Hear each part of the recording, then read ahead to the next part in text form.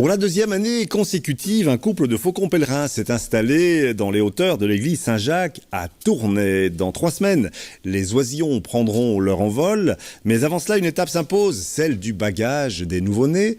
Florence Bosman et Baptiste Lemans. Cela fait désormais 3 semaines que le clocher de l'église Saint-Jacques à Tournai abrite 3 nouveaux locataires à plumes, 2 femelles et un mâle faucon pèlerin qui, malgré leur jeune âge, manifestent déjà bien leur mécontentement. Si la manœuvre est délicate, elle se révèle essentielle afin d'assurer le suivi de ces oiseaux. Donc en fait, quand on bague un oiseau, ça permet de savoir son poids et sa taille. Et ça permet d'avoir ensuite un suivi. Donc si la bague qu'on a placée est relue, puisque les jeunes vont s'envoler d'ici 3 semaines, si elle est relue, on sait voir les déplacements où le jeune se trouve, etc. Donc on a un suivi de population, un suivi de mortalité, un suivi de migration, exactement.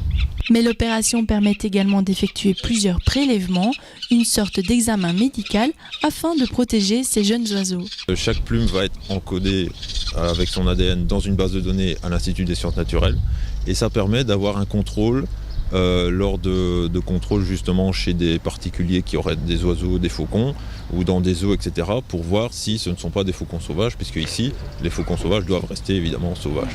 Si la manœuvre est délicate, elle se révèle néanmoins sans danger pour les jeunes faucons.